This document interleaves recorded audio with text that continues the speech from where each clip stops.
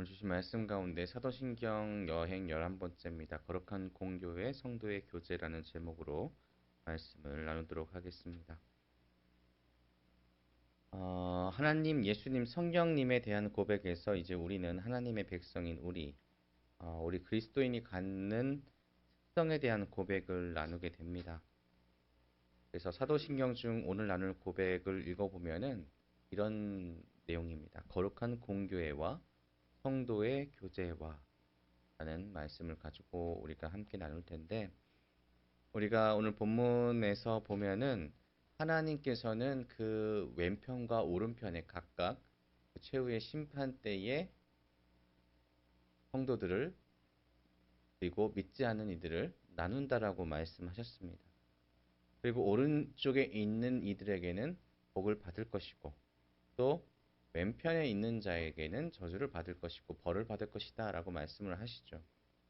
그래서 우리에게는 거룩한 공교회, 그리고 그 안에서 일어나는 교제를 통하여서 하나님의 오른편에 서기 위한 날마다의 신앙의 생활들을 이뤄나갈 수 있는 그런 준비가 필요하다는 것입니다.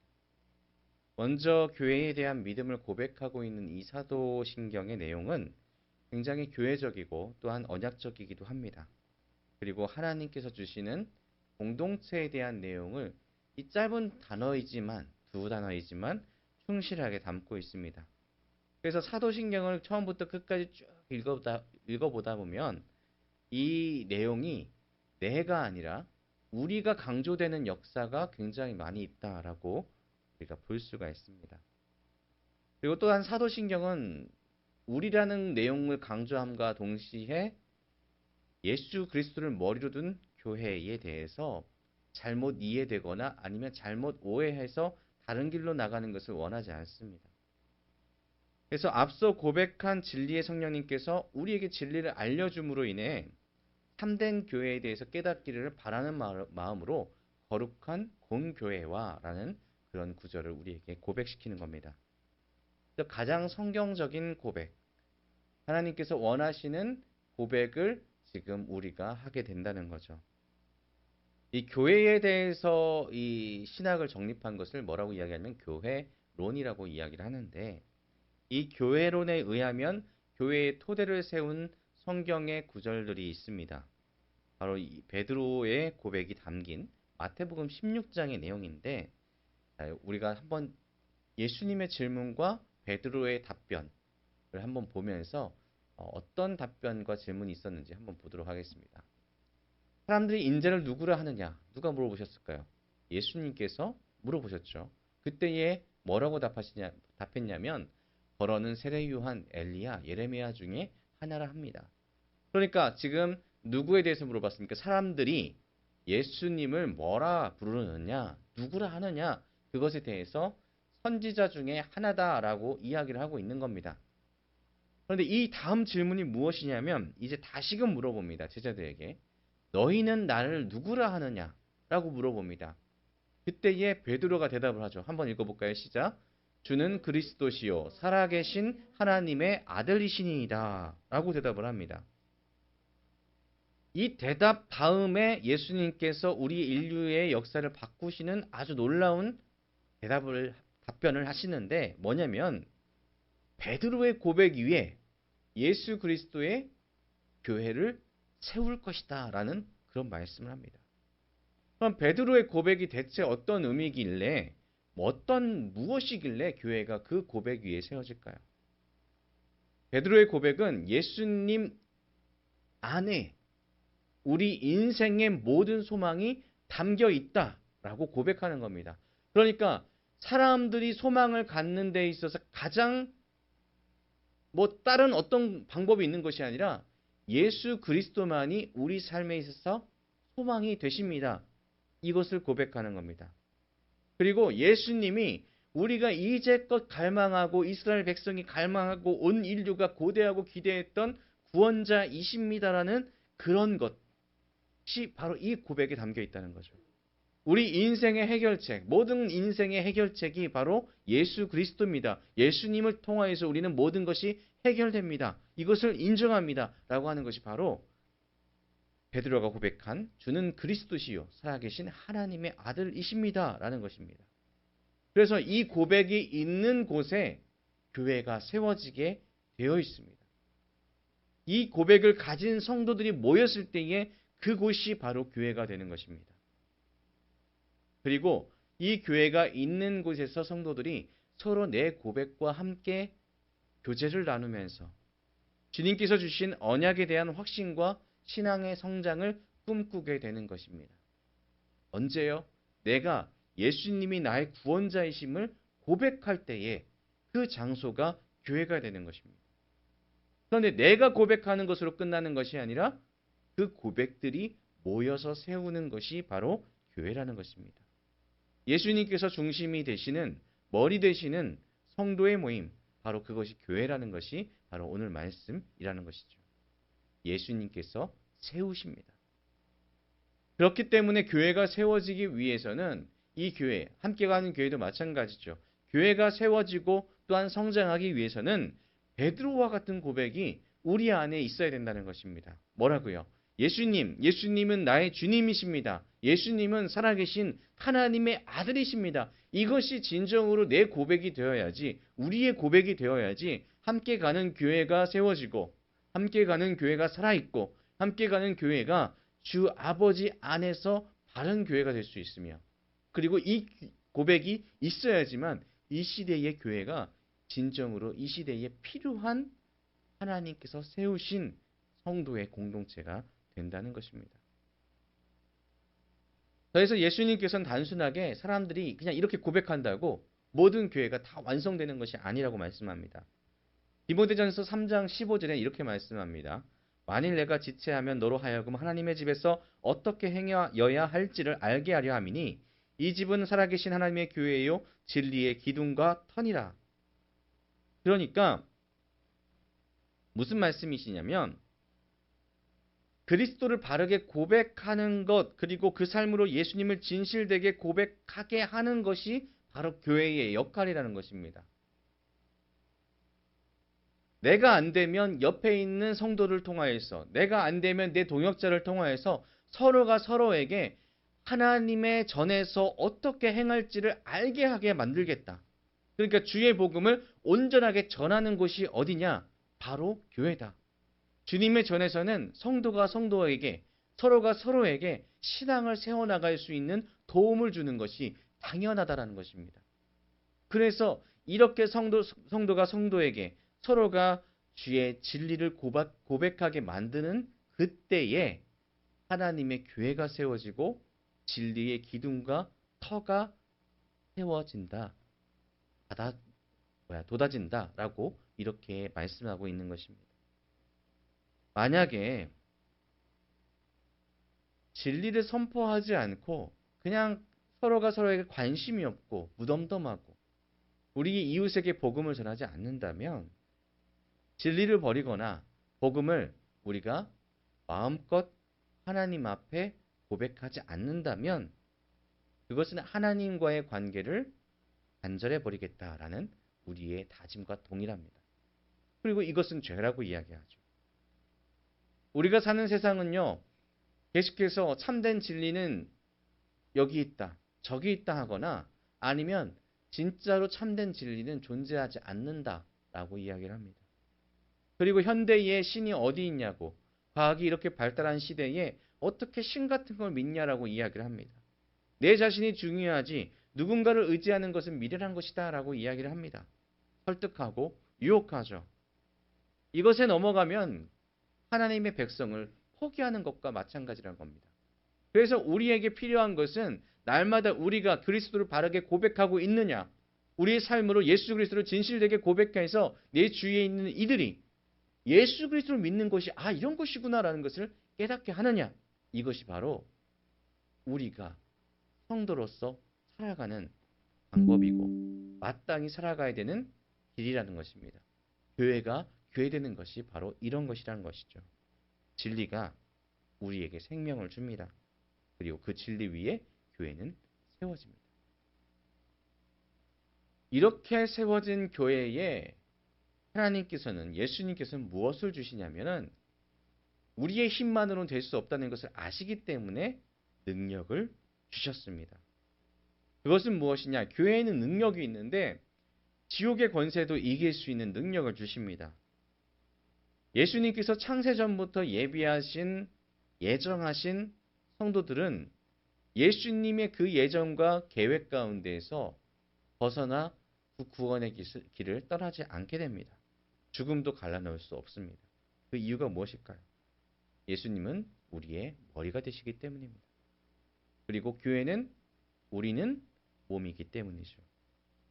교회의 능력이 예수님으로부터 나와서 우리에게 전해지기 때문에 우리가 그냥 따로따로 분리된 것이 아니라 예수님이 머리시고 우리가 몸이 된 하나의 일체된 존재이기 때문에 주의 능력이 따로 떨어져 있는 것이 아니라 주의 능력이 우리에게 흘러와서 사단의 어떤 능력도 사단의 어떤 유혹도 우리가 진리에서 벗어나지 못하도록 하나님께서 우리를 도우신다. 예수 그리스도께서 능력을 더하신다라는 것입니다.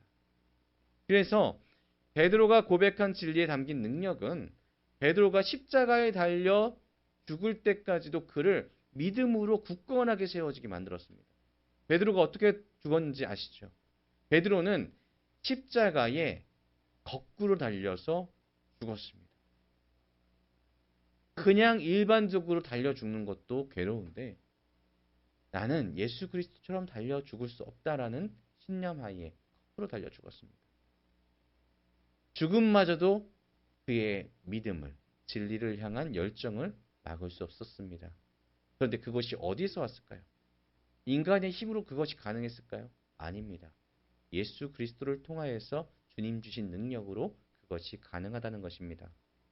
교회는 최후 승리를 보증하는 능력을 우리에게 주셨습니다. 그래서 교회 안에서 믿음을 가지고 성장해 나가고 바른 신앙을 갖게 되면 우리는 세상에서 어떤 것이 더 좋다, 어떤 것이 예수를 포기해도 괜찮다라고 이야기할지언정 비록 그것이 내 생명을 위협할지언정 예수 그리스도를 믿는 것이 참된 승리다라는 그런 고백을 통하여서 죽음마저도 이길 수 있게 된다는 것입니다.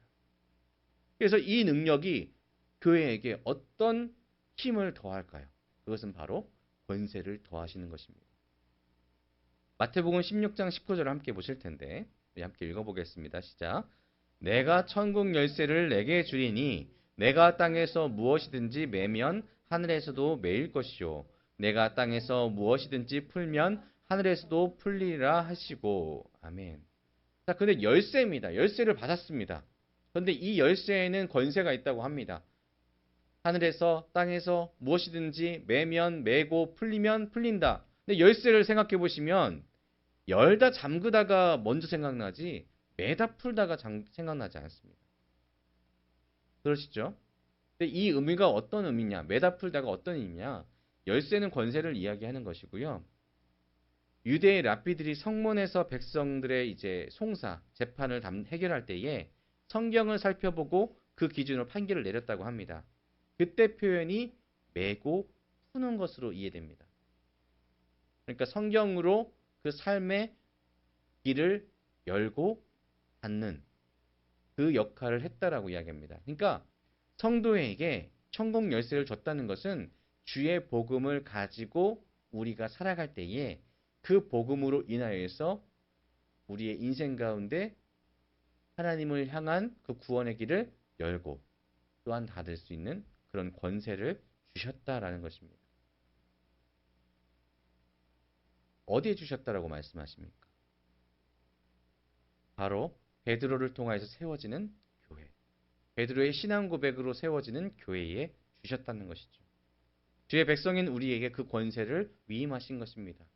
그러니까 우리가 해야 되는 것은 무엇이냐면 주의 복음을 우리가 그냥 움켜쥐고 있으면 잠그는 겁니다. 이거는 하나님께서 원하시는 것일까요? 아닙니다. 우리는 주의 복음을 가지고 복음을 선포하여서 하나님의 음성을 듣기 위하여 준비하고 있는 이 마음밭에 주의 복음을 받을 준비를 하고 있는 이에게 복음의 씨앗을 전해줘서 그들의 마음이 열려 하나님의 나라를 향할 수 있도록 풀릴 수 있도록 그의 삶이 주의 복음 가운데 나아갈 수 있도록 우리가 풀 수 있는 권세를 가지고 나아가야 된다는 것이죠. 우리가 청지기로서의 삶을 산다라고 이야기하는데 청지기는 주인이 준 것들을 잘 관리하는 사람이라고 이야기합니다.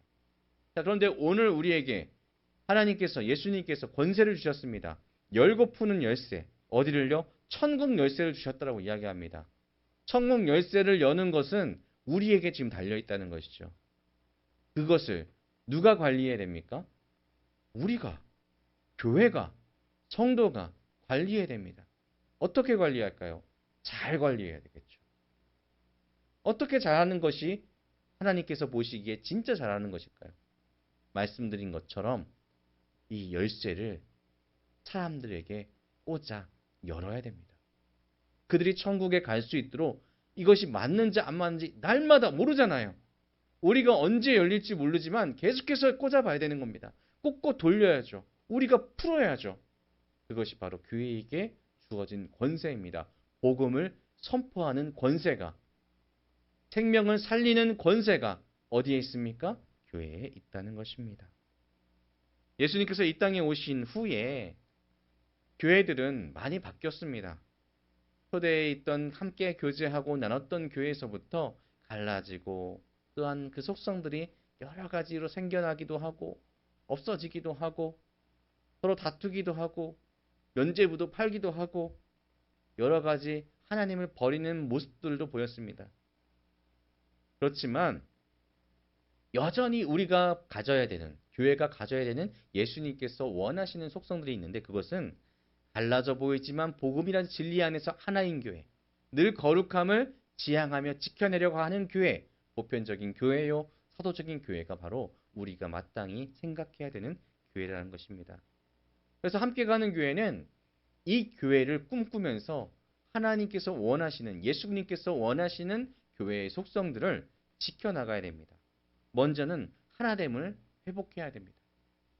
교회 안에서 인종이나 민족, 문화, 정치, 재정의 문제가, 재력의 문제가 하나됨을 방해되는 요소라면 그것을 마땅하게 버릴 수 있어야 됩니다. 시대와 장소를 막론하고 그리스도인은 모든 한 형제이고 서로를 위하여서 축복하고 서로를 위하여서 아껴주고 사랑할 수 있는 그런 존재입니다. 복음 안에 있어서 여러 가지 갈라짐이나 갈등이나 싸움이 있어서는 안 됩니다. 교회는 하나 돼야 됩니다. 예수님께서 교회를 위해서 기도하실 때 이렇게 기도하셨습니다.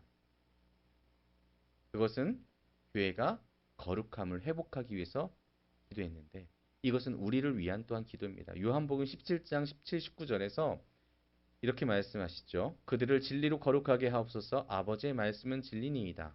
아버지께서 나를 세상에 보내신 것 같이 나도 그들을 세상에 보내었고 또 그들을 위하여 내가 나를 거룩하게 하오니 이는 그들도 진리로 거룩함을 얻게 하려 함이니이다. 아멘.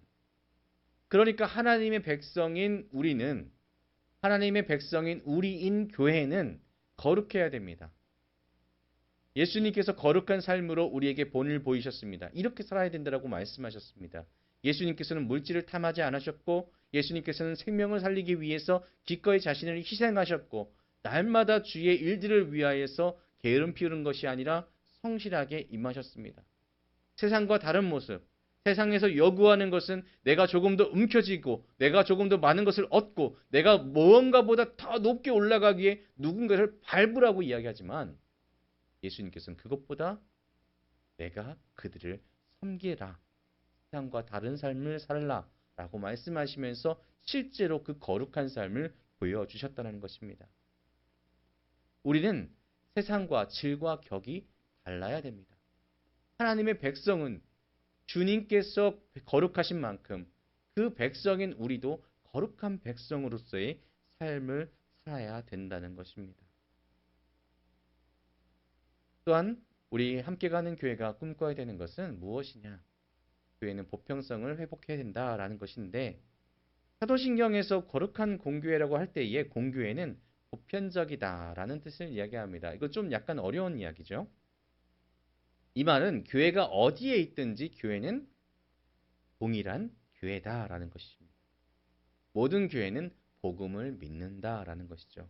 그래서 함께 가는 교회가 여기에 있고 또 여러 교회들이 이 주위에 있지 않습니까? 그 모든 교회들은 복음을 중심으로 세워진 교회다. 그러니 이 교회들이 함께 힘을 합쳐서 협력하여 주의 일들을 감당하는 것은 마땅하다라는 것입니다. 그래서 우리가 우리 교회만을 위해서 우리 교회는 우리 교회만 뚝뚝 뭉쳐야 돼. 이것이 아니라 함께 연합하여서 주의 일들을 위하여 주의 복음을 전하는데 이익이 된다면 우리의 힘을 내어줄 수도 있어야 된다는 것이죠. 예수님의 승리의 잔치에 참여할 때에 모두가 함께할 것이기에 한 형제 자매인 그들과 함께 협력하여 주의 일들을 감당해야 된다는 것입니다. 복음이 살아 숨쉬는 교회가 될 수 있게 어느 곳에 있는 교회라든지 복음이 중심이 될 수 있도록 그들을 도울 수 있는 우리가 되어야 된다는 거죠. 그래서 보편성을 회복한다는 것은 교회 가운데 주의 복음이 온전하게 선포될 수 있도록 그들의 교회를 돕는 것도 이야기되는 겁니다.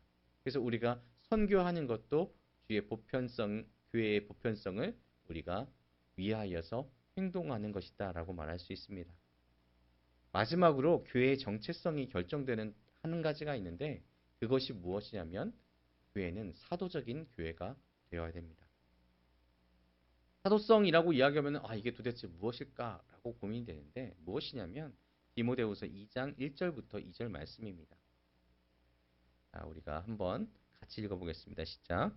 내 아들아, 그러므로 너는 그리스도 예수 안에 있는 은혜 가운데서 강하고 또 내가 많은 증인 앞에서 내게 들은 바를 충성된 사람들에게 부탁하라. 그들이 또 다른 사람들을 가르칠 수 있으리라. 아멘. 이 말씀을 들으시니까 보시니까 무슨 내용일까? 사도성은 무엇일까라는 그 내용이 감이 잡히실 겁니다.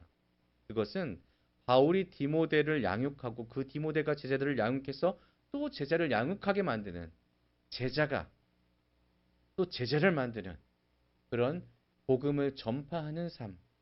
진정으로 그 복음이 전파된 이가 주의 백성으로 잘 자랄 수 있도록 도와주는 스승의 역할을 우리가 해야 된다는 것입니다. 교회에서는 그냥 단순하게 와서 예배 드릴 때 가만히 앉아서 있다가 단순하게 찬양을 했다가 기도를 했다가 말씀을 들었다가 그냥 가는 것으로 끝나는 것이 아니라 서로가 서로에게 주의 복음을 온전하게 가르쳐 줄 수 있도록 또 연약한 이들에게 주의 말씀을 들었지만 흔들리는 이들이 있을 수 있습니다. 그들이 굳건하게 믿음을 가질 수 있도록 우리가 돕는 역할을 해야 된다는 것이고 또한 믿지 않는 이들에게는 그들이 복음을 듣고 이 교회에 와서 주의 복음대로 살아갈 수 있는 훈련을 받을 수 있도록 우리가 그들을 도울 수 있는 교회가 되어야 된다. 이것이 바로 교회의 사도성이라는 것입니다. 함께 가는 교회, 이 교회가 진정으로 함께 가려면 우리 안에 사도성이 있어야 됩니다. 사도는 복음을 전하는 것과 그들을 가르치는 것을 동시에 하는 것입니다. 그냥 전하는 것으로 끝나는 것이 아니라 그들이 주의 말씀 가운데 온전하게 살 수 있도록 돕는 것도 필요하다는 것이죠. 열심으로 교회의 본질을 지켜나가야 됩니다. 그래서 말씀드린 것처럼 하나 되고 그리고 거룩해지고 그리고 모든 교회 가운데 주의 선교적인 마인드로 보편적인 교회라 생각을 하고 그리고 우리가 사도라는 생각으로 사명받은 자로서 주의 복음을 온전하게 전하고 가르치고 행하게 해야 된다는 것입니다. 그것이 우리 교회가 되어야 되고 이 세상에 있는 모든 교회가 되어야 된다는 것이죠. 많은 교회들이 지금 어려워하고 힘들어하고 있습니다. 그 이유는 우리가 힘을 합치지 못한 것도 있지만 우리 교회 안에 뭔가가 부족한 것도 있겠지만 우리가 스스로 복음 가운데 세워져 나갔다는 것을 잊어버렸기 때문입니다. 예수 그리스도가 중심이 되는 교회라면 당연하게 세상에서 지탄받을 일들이 사라지게 될 것입니다. 세상에서 지탄받는 일이 사라지면 신뢰받는 교회가 될 것이고 그 교회에 어떻게 주의 복음을 듣고 오지 않을 수가 있겠습니까? 그렇기 때문에 우리는 교회 안에서 거룩함을 지켜야 되고 또한 주의 안에서 주님께서 내 교회의 중심이다라는 것을 잊지 말아야 된다는 것입니다. 그것이 바로 거룩한 공교회, 모두가 거룩해지는 교회, 모든 성도가 주의 제자로서 자라나는 교회, 그것입니다. 이제 사도신경의 오늘 마지막인 다음 구절은 성도의 교제입니다. 사도신경은 개인적인 개인주의나 이기적인 이기주의를 상당히 배격하고 주의 복음과 전혀 다른 이야기다라고 이야기를 합니다. 예수 안에서 교회 구성원으로 살아갈 때에 내 믿음과 내 복음이라는 생각을 가지고 그저 개인적인 신앙이다라고 이야기한다면 이거는 매우 모순적인 이야기입니다. 내 입술의 고백이 먼저가 돼야 되는 것은 사실이지만 이 고백 후에 나만의 신앙을 가진다라는 것은 말이 될 수 없다는 거죠.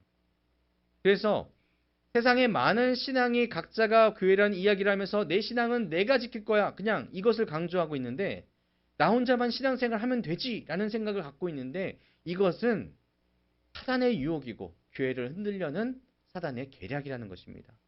복음과는 전혀 맞지 않는 이야기입니다. 복음이신 예수님께서 행하신 구원의 모든 역사를 살펴보십시오.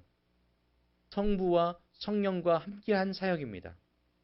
예수님께서 포인트를 받고 있다고 생각하지만 그 포인트 가운데에는 하나님, 성부 하나님과 성경 하나님이 함께 하셨기에 그 모든 역사가 일어났음을 우리는 알게 됩니다. 복음도 하나님께서 서로가 연합하여 함께 하셨는데 교회는 어떻습니까? 교회 또한 그의 복음 가운데 있다면 당연히 아름다운 교제를 통하여서 힘을 합칠 의무가 있다는 것입니다.